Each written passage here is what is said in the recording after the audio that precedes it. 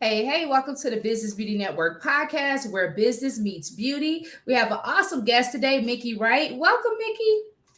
Hi, Brandi. So glad to be here. Thanks. I'm so glad to have you on today. So, Miki, you're no stranger to the podcast.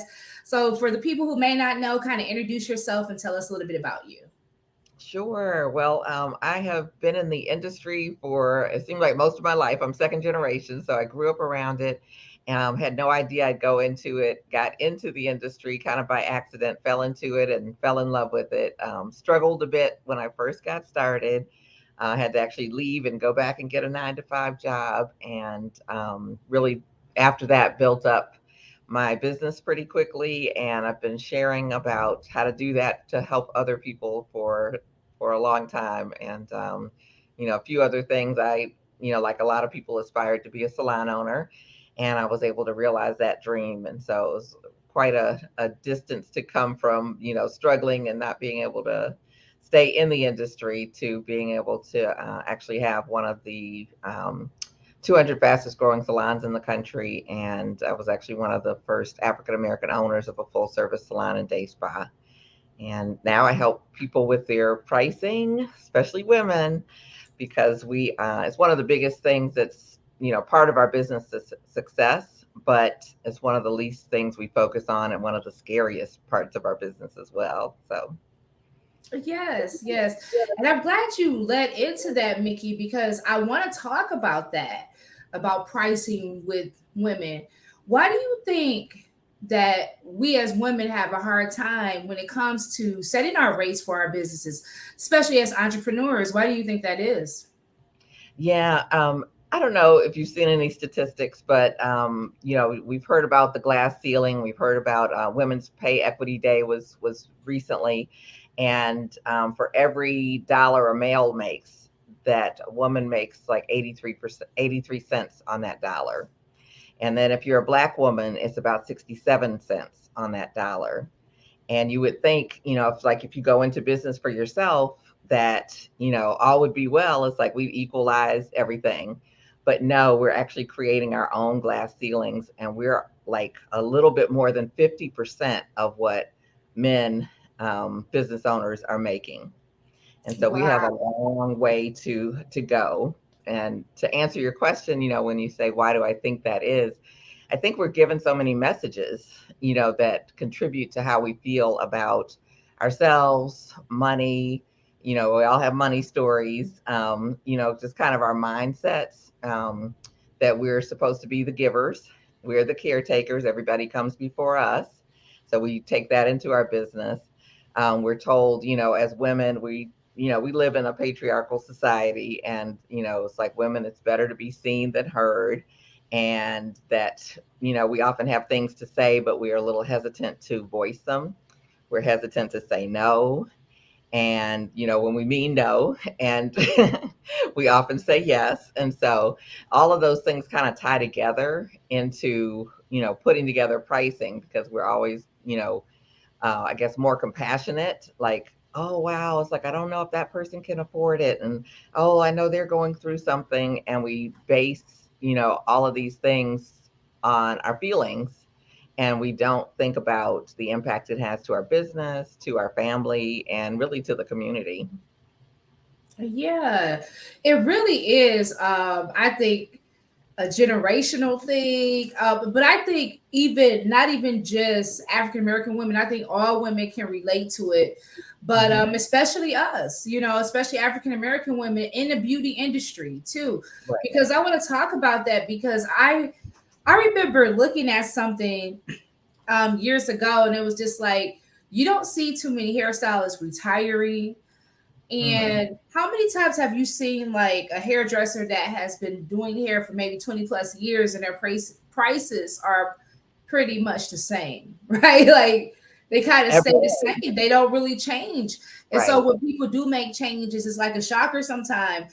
But it's a real issue. And I think even though maybe things have gotten better and some people have started to increase their rates and different things like that, there is still a long way to go in this industry with Hmm. people understanding how to price themselves. So what are some things that women in the beauty industry can do to start, figuring out like how do I, increase my income? How do I, increase my income? And in order to increase my income, I gotta shift my rates. And how do I even start? How do I even do that? Right, right. Well, I think like most things, it like starts with your mindset. It's like we've got to shift, how we're looking at ourselves and the value we bring to what we do. Because most of the people I talk to, when I mention something about pricing, they're like, oh no, I can't raise my prices because I'll lose all my clients. And one of the things is like, just because we believe something doesn't mean it's true. And that is a prime example. And so I've asked people, it's like, well, how many people do you know who've raised their prices and they lost all their clients? And most people are like, I can't think of anyone. Or maybe they think of one person or something like that. So it's like we have all of these self limiting beliefs going on and we don't even realize it. Right. So It's it's like, like we always, like a lot of times we think the worst thing that we think can happen usually never happens, right? You know what I mean? Like exactly. that worst thing. So if I raise my prices, everybody's gonna leave. Right. And like I like you asked that question, like, well, how many people do you know that has really happened to, right? And it Yep. makes the person think, like, well, I haven't met anyone that knows someone that is like, oh my God, all their clients went away. And so me I've got neither.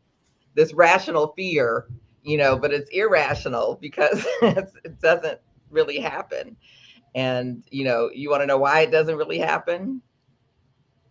Well, yeah, why Because, doesn't it really happen? because our clients come to us for more than price.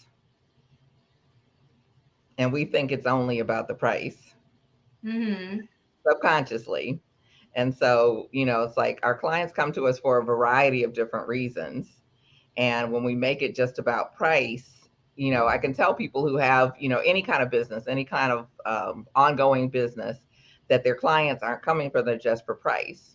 And I know that because people who shop price, they don't have loyalty. They go from here to there to there to here. If you have clients that are coming to you on a regular basis, it's like they're not just shopping price. Yeah, exactly. And another thing to that point is why do you think so when people get into this industry, whatever they're doing in the beauty industry, whether it's hair, makeup, aesthetics, oftentimes they'll get into this industry and maybe they'll set their prices and maybe it may be competitive with what the current rates are at that particular time.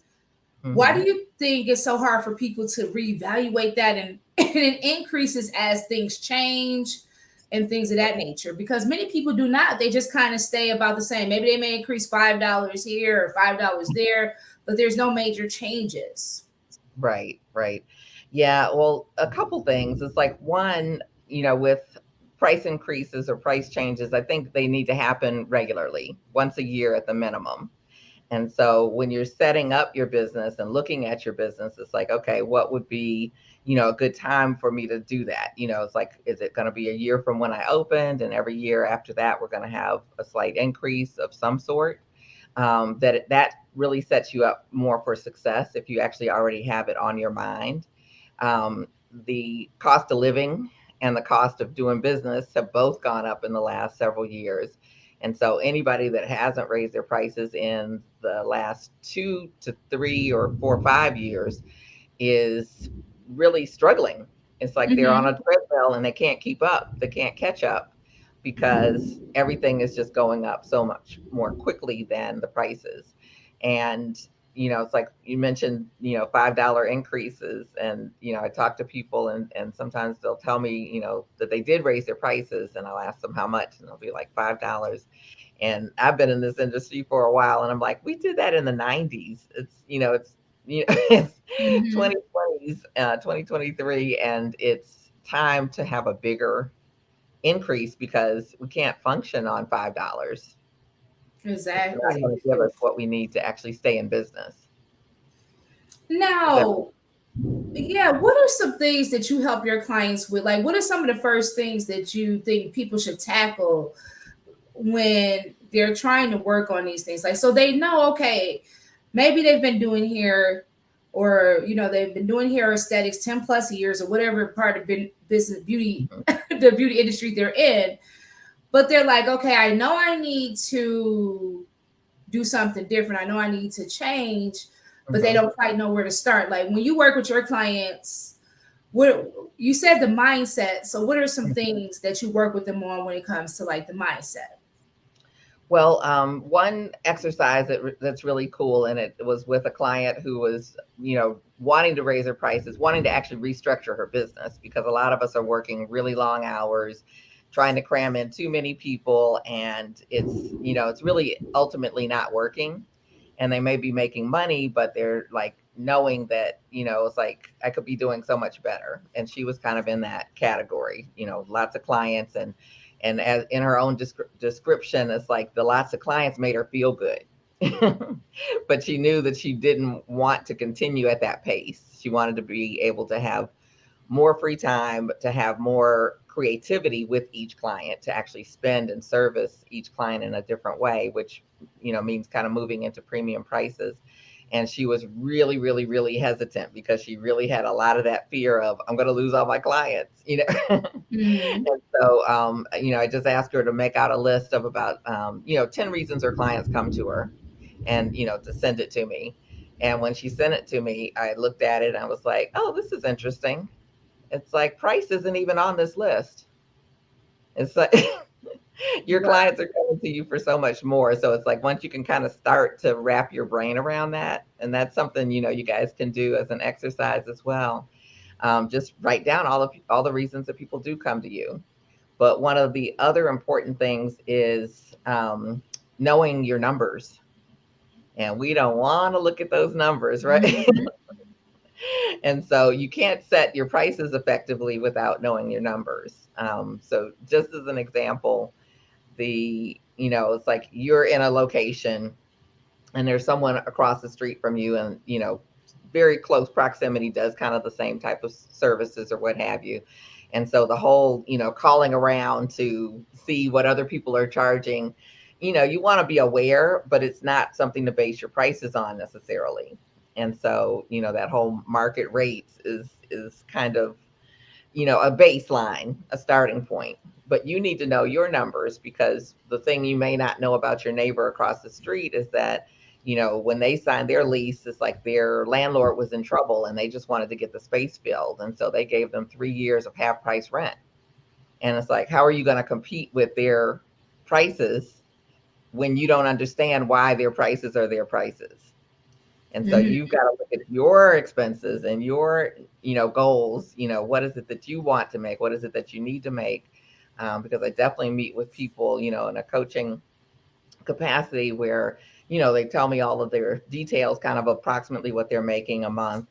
And sometimes I'm like, does that give you enough to take care of the expenses for the salon or salon suite and take care of your home expenses?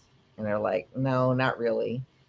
And it's so sad. It's like, no, it's like this business has the capacity to take care of you. And it also, there's no reason it can't take care of you. But it's like we have to restructure, but we got to find out, like, what do we need? What are those baseline expenses? What are we spending on? And really, I have some simple ways to keep up with that, the money coming in and the money going out, because it's really important, but it's not something that we as creatives really love to do. But it's like we've got to know that before we can really set an effective price, which is why we do the $5. Mm-hmm. Yeah. Yeah. Well, it's really it's sometimes it's hard to see the picture when you're in the frame. But it's really important to understand that part of the picture is your numbers, and it's very important. And Mhm. if you don't know, what they are, that could be very detrimental to you and your business, because you could find yourself on this hamster wheel and you're wondering, like, I can never, get ahead. Why Right. is it? And it's because you don't even know what you got coming in or what you have going out or what's it costing you to operate or anything, right? Mhm. So it's Right. very important to know those things. And I think when we start to really see the importance of that and we understand those things, we can then charge what we need to charge. Because I think if we really knew what it took for us to operate in our business, and we really really knew that we weren't even making enough or setting ourselves up to even live, that I think if many people thought about it, they wouldn't do that. But I think so many people don't think about that. Like they don't think about the importance of that. And I know that's part of the reason why we do what we do, because we want to help people understand, like, if you could get that piece and change your mindset around it and understand what you got going on, you can Mhm. see at that point, okay, I need to charge more so I can even make some money Right. to live. But then Absolutely. another thing Yeah. too is the confidence level, I think too. Yeah. Having a confidence level to charge, Right. and working on those things, like working on yourself and on your confidence, and understanding that you know you you have the experience, maybe you've been doing it a while, you're great at what you do, and people are coming to you, you should have confidence to raise your price. So I think confidence is an issue too. So they need to shift their mindset about how they're thinking about their Right. clients and why their clients are coming to them. They need to know their numbers, and then Mhm. confidence. Yeah, yeah. It's like it's actually, it's like it's why I created. We have the Confident Pricing Challenge. It's a 5 day. It's free, and it's set up so that by the end of it, it's like the transformations that take place have been incredible, because it's like they really start to see themselves in a whole different light, and see their business in a different light, and see their clients in a different light, and that is what gives the confidence. Because pricing, when we think about pricing, we think about the numbers, but it's not necessarily about the numbers. That's not why we're not raising our prices. It's not because we're not doing extremely well competent wise, and I call it, really doing Nordstrom service for J.C. Penney prices. And that came out of an experience that my salon experience. We took them on a field trip, and I can share that with you, just what that experience was like. We were actually getting ready to open, going from salon into day spa, and some of our clients had gone to real spas where they're there for the week and they're pampered and everything is brought to them, and all of the services and what have you are available. But most of our team had not even had a spa service. So how were we going to bridge the gap between what the clients were expecting and what the people on our team were thinking? And so we had several experiences, and one was taking everyone to a mall that had a J.C. Penney's, a Macy's, and a Nordstrom, and we had them go in teams to each store and just observe, look at, what are the aesthetics of it like, what do the people look like, what's the merchandising like, what's the merchandise like, quality wise, and how is it displayed, all of those kind of things, vibe, energy, fragrances, the whole 9 yards. It's like really observing line by line, like what's going on in this store. And, by the time they finished, they had gone to all three stores, and they could clearly see differences between the three stores. And there's nothing wrong with any of the stores. They all have clients, but it's Hmm. kind of picking the lane you want to be in. And what I find is, a lot of stylists that I meet with anyway, is like they are experienced. They're good at what they do. They are taking education and classes that are not free. It's like they're investing in themselves and their career. It's like they have certifications and they have all kinds of things that they do. They give good service, and their prices are still way low. And so it's not even about you being proficient with what you do. And it's like, oh, well, you're good at what you do, you should charge more. It's that whole mindset and confidence, just like you talked about, which is why, I put together the challenge, because once we can get past that, we can start to have, the conversations that we need to have. The money part's easy. Hmm. It's like if what you're charging now, I tell you to add a zero to the end of it, then you just go up on your prices. But then it's like, oh, what? It's like I couldn't do that. Hmm. So yeah. So what can they expect from this 5 day challenge?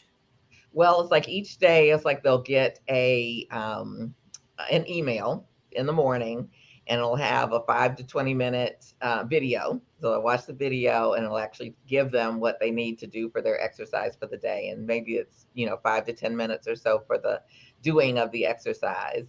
And it really is transformational. It's like we have a group, your Pricing Matters Facebook group, where we'll be holding everything, and then each day you'll put in what you did, and and obviously some people were able to participate more than others, but the more you can participate, the better the results. And we have drawing every night, and by the end of it, there were just so many aha moments. I could share something with you that I thought was like, wow. It's like they're seeing themselves in a totally different way. If it's okay, I can share. Sure, I would love to share it.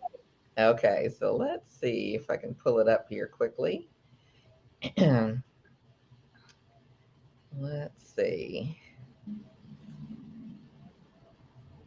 And of course I can't. But she was saying that she really started to see herself in a different way, and she's like, there's no way I can go back to like undercharging for my services. She saw the value in what she was delivering and what she was bringing to the marketplace, that it was more than price that her clients were coming for.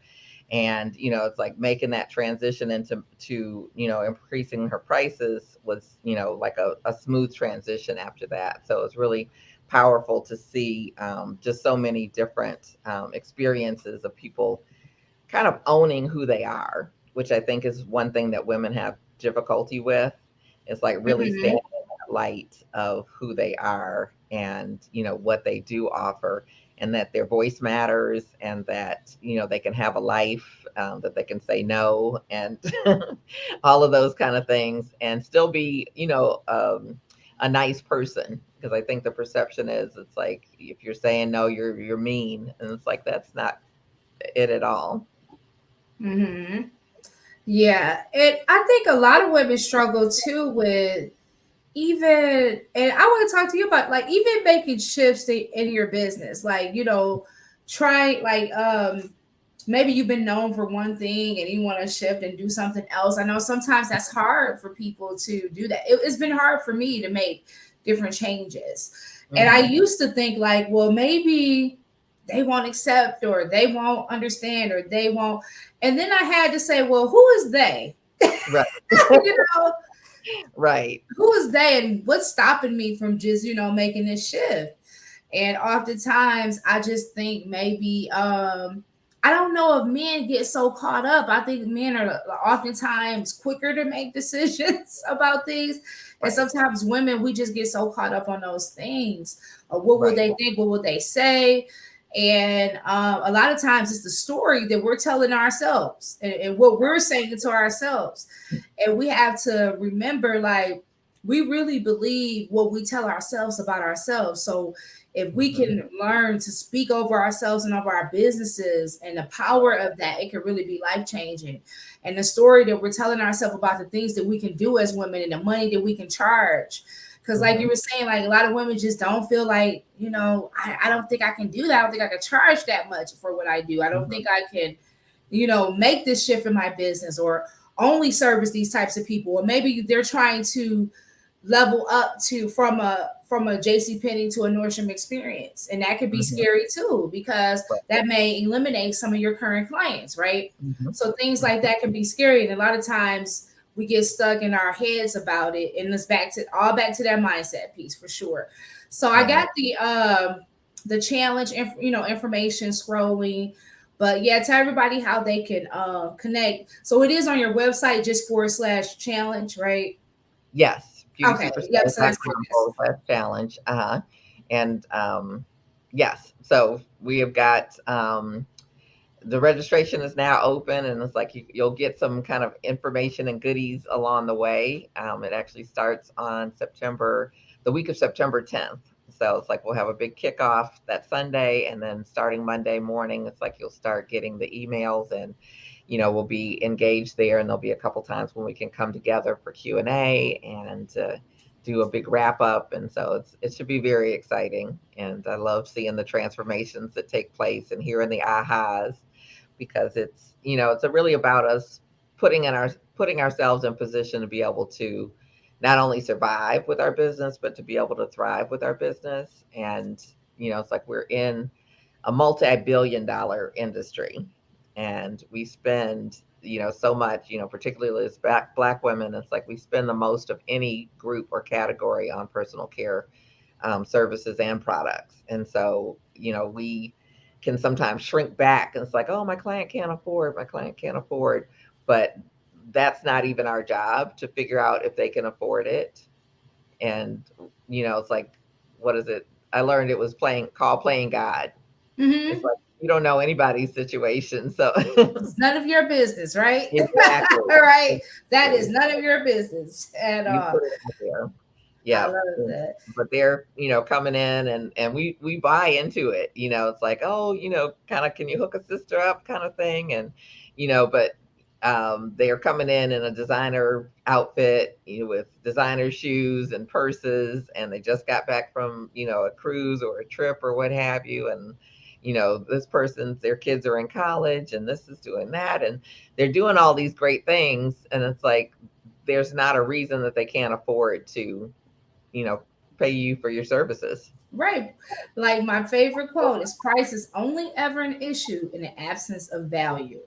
Hmm. And I think when we remember that and we think like it's only ever an issue in the absence of value. So if you work on your mindset and your confidence and you know the value that you bring and what you deliver to your clients, there's no reason why you shouldn't be getting paid a decent wage so that you can not just make it, but beyond that. Like you said, this is a multi-billion-dollar industry, and there's nothing wrong with that at all. And especially being that we do spend so much money, people will pay for what they want, right? Exactly. So don't underestimate or try to calculate what somebody's going to pay for something, right? So Mhm. when we get, like you said, when we get that out of the way, we can really start, making some changes and really growing our businesses financially. But I want to talk about your post you put on social media. Yeah. So I wanted to tap into this because on social media, you had put a post up about putting the care back into hair care. You said it's time to put the care back in hair care, and I absolutely agree with that. But I want you to kind of share like what you meant by that and kind of dive in there. Sure. Yeah, I just see so many changes. I've been in the industry for quite a while and I just see a lot of changes, within our industry and outside of our industry. And some of it honestly is kind of disturbing. And it's like, the caring about someone's hair, someone's body, it's like with cosmetology and whatever field you're in, it's like we're actually licensed to touch people, and we're the only ones who are, that people enjoy the touch that we have. And it's kind of a sacred honor to be able to get into someone's space in that way, to shift their appearance, which is kind of how they see themselves as well.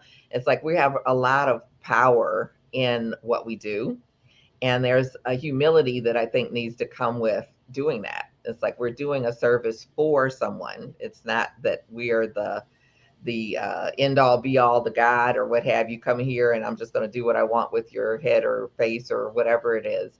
We're there to be of service to them.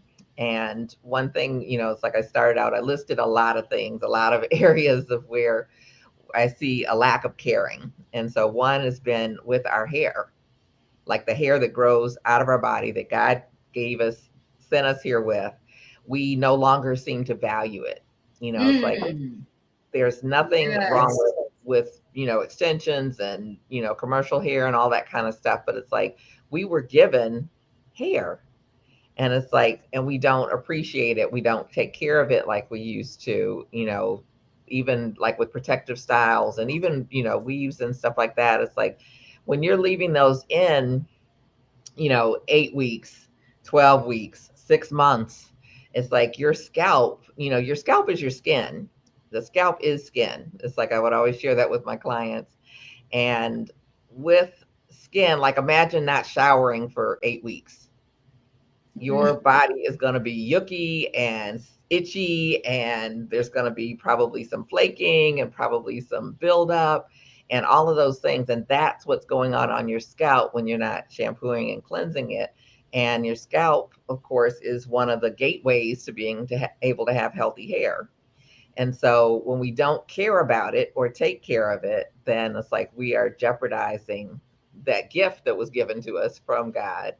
And we're it's just like we kind of just like, oh well, I'll just do another style and I don't really care. And so that's Mm-hmm. one way of care.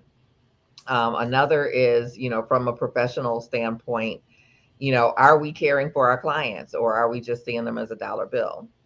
I teach about pricing, but it's like it's about getting paid what you're worth in terms of the value that you bring.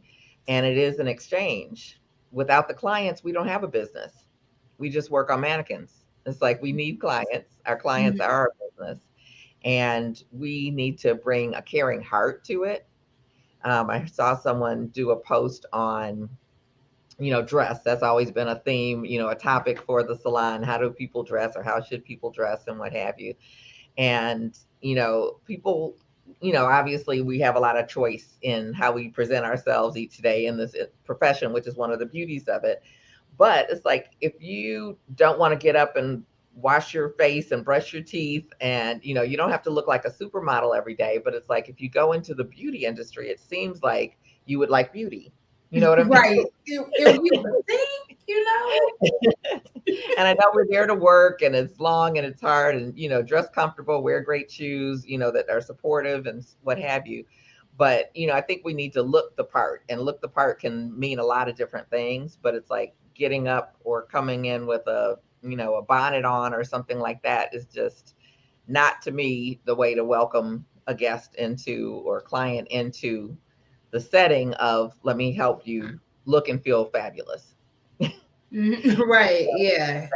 Yeah, That's another just way. the overall care of how you present Right. yourself to your Exactly. clients, and even the hair care. Like you mentioned a few things about how the braiders, don't braid. Mhm. The braiders don't braid. The braiders don't wash. They're licensed, but they They're don't. not, their licenses don't provide that. They can't shampoo the hair with a Mhm, braider's license in most states, the few states that have braider's license. And mhm. so I just found out, like, I don't know, a couple years ago that that's kind of where that whole thing started, come shampooed, because, Oh yeah, because of yeah. But I just recommend. I would say if you're a braider, just get a cosmetology license, and I think that you know what I mean. Like I'm not trying to be, but Mhm. that's what I recommend. Like just get a cosmetology license if you're a braider. But I understand because I know like in a lot of the African salons, they're not Mhm. licensed. And so Mhm. therefore they wouldn't braid your hair because they're not licensed. So you would have to go and you go already washed and blow dried and all of those Mhm. things. Right. But so and I know it's like that in some places, but a lot of the braiders that I know, they are licensed. And Mhm. I think if you can get licensed, it may be best to do so. But I think it's important, going back to just hair care. Like one of my clients, I remember it was a struggle working with her, and she ended up changing these things in her business. But I remember she was licensed, but she just didn't want to wash people's hair, and I really had to help her to see that that was a part of the service. Mhm. If you're so hung up on it, charge for it some kind of way. Mhm. Add it into the cost. But it's something that you should offer as a hair care provider. Like that's something you should offer. And even like I even recommended her to offer people to get their ends clipped and trimmed, and and treatments and things done before going into a protective style, because it's like, Right. okay, your hair is going to be braided up for 6 to 8 weeks or whatever. Mhm. So before you take your client in there, I think as the stylist, don't you think you should maybe recommend, if their ends are split, don't braid up no split hair for 8 weeks. Let Right. them know like your ends need to be cut and offer those services. So those are some of the things that I'm not seeing when it comes to like when you're getting some natural hair care services, getting your braids and things like that. And then, like you said, extensions, they're figuring out ways. Oh, your edges fell out. Okay, we can make you some. I watched this whole video. Like he had some lace stuff. It was like little pieces of lace Right. with little strips of hair where he was putting, they edges down here these days. It's a whole different thing. They be coming to Yeah. their eyebrows. But he was putting, the lace on there and gluing it down so that this lady could have edges. And Right. I understand that's a temporary fix, but we got to start putting, like you said, putting the care back into hair so we don't have to try to get Mhm. creative when it comes to giving people their edges out. Let's try to stop pulling people's edges out. Let's properly educate people. Let's take care of our clients. Yeah, yeah, absolutely. And, even with the temporary fixes, sometimes depending on the state of their hair and scalp, that's alopecia when the hair is missing and or, hair loss is called alopecia. And so when you have alopecia, it really depends on if the follicle is actually dead or not, whether you can regrow some of that hair.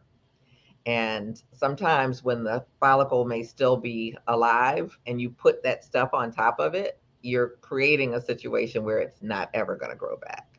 Mm-hmm. And so, it's really being careful. It's learning, what can you help your clients with rather than, oh, I just braid up hair. It's like, okay, but do you understand the tension on the hair and what happens with the hair follicle? And like you say, braiding up split ends and, leaving it in for too long, how much shredding and shedding and tangling and that type of thing that we see in addition to the scalp. And even I talked about moms, it's like we see a lot of hair that's just not in, it hasn't been taken care of. It's like we have all these different product lines and product companies with great products, and we still aren't seeing hair and heads that are coming into the salon looking like they've been taken care of. And then we want a miracle when we go into the salon, and it's like, okay. But you that's know because, Vicky, we still don't know how to take care of our hair. We still right, don't.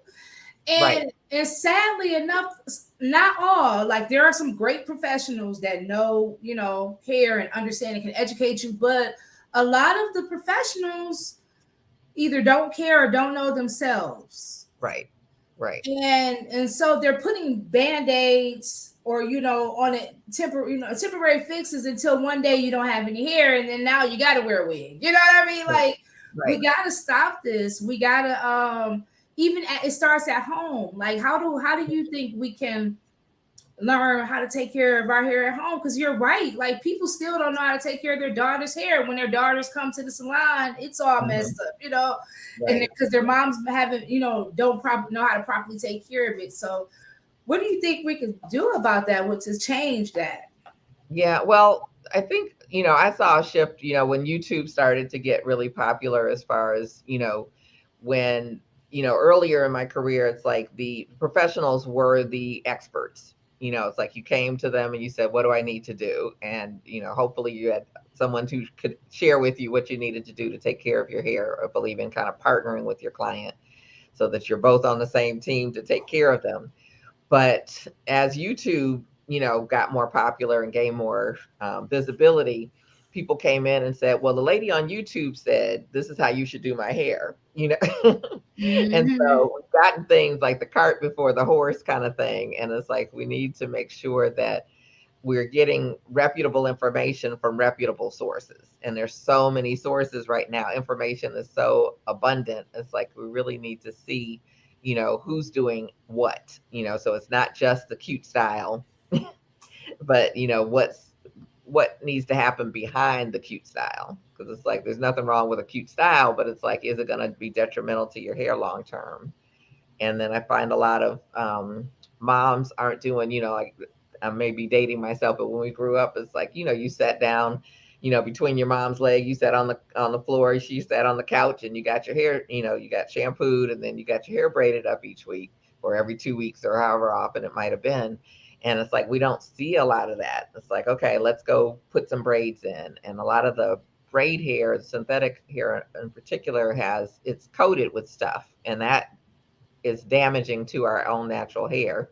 And so, Mm-hmm. it's like we just see more damage and less care, and women are busy and they're, got jobs and single parents and all kinds of different things. But it's like we've lost some of that. And I find it's like, it's a bonding time between mother and daughter as well as, you got your hair done, Right, and so, right. yeah. there's a lot I feel of you. It was a struggle for me. Like with my daughter, I did like when she was younger. I think until she was probably about 7, I would put Mhm. ponytails and stuff in on a regular basis. I did her hair every day. She would sit down, and that was we would fight over her hair. So that was that was the thing to get her hair done. But I think once she got like 7 or 8, I found a lady who could, do the little braids with the beads in it. And then, Uh-huh. you couldn't tell me nothing. That was my go-to style Right, because I could keep it for a couple weeks, and then right. take it out and wash the conditioner and take her back to get the braids and everything. But her hair did fine. Honestly, I Mhm. think until she got older, like in high school, and wanted to start getting it straightened and things like that. And that's when her hair started to break Uh-huh. and all of those things. She Yeah. started having issues with her hair. It's really long and healthy now. But I think it was when she got to high school and she started trying to do different things and over, too much Yeah. heat and all that stuff we go through. I think we all go through that. Yeah, middle school, high school, it's like, "Oh, I got a flat iron, I got a curling Yeah, iron, yeah. I do it every day." Every day, right? I used to curl my hair every day. Okay. If it Okay, wasn't a curl out of place, okay? okay. Right. It was critical, right, yeah. Yeah, Right. we definitely know that there's a lot of, overuse and abuse during that time frame, but that's Definitely. temporary and it's superficial, it's more on the hair than on something that would affect them long term. Like you say, now our hair is grown back and it's healthy and all of that kind of stuff. So Yeah. yeah, But there are different phases of childhood and it yeah. is. But I can see that though, and I can understand there's different situations and reasons why people don't have time to do that. But I do think that even if you don't have time, it's very important to find someone who who is professional and understands how to care for the hair and how to help the hair grow and healthy and can really Right. tell you how things that you could do at home and maybe provide you with some products you should be using at home. That's Absolutely. the type of hair care professional I would like because those are the things I need. Not somebody that's just slapping some stuff on my hair, doing my hair, and don't tell me nothing. I remember I used to go to a girl. I would ask her a question. She'd be like, "Girl, I don't know." This was a lot when I was young. Right, She'd be right. like, "Girl, I don't know." Be like, "What do you think I should do?" I don't know, girl. I just use this from the beauty supply. But, I but just be like, that's "What?" like a lack of caring. It's a lack of caring to not want to know more about your own profession. And Right. when I was younger, it's like I went, I told you I grew up with my mom doing my hair. So and then she kind of taught me how to do mine. But I went, college age, I guess, and went to a salon to get it relaxed. And it was just one of those things where they put it all on and then just sat me over to the side with the relaxer on. And it's like my scalp is real sensitive. My hair doesn't really take that much to get straight. And it was just like, hello, hello, like I'm on fire. I'm ready. We got to go. And it's like, that's not even, the relaxer shouldn't even be on long enough to have that kind of feeling and, creating damage and all that kind of stuff. And it's kind of like, oh, I care more about having a bunch of people sitting around and doing a bunch of people than taking actual care with the person.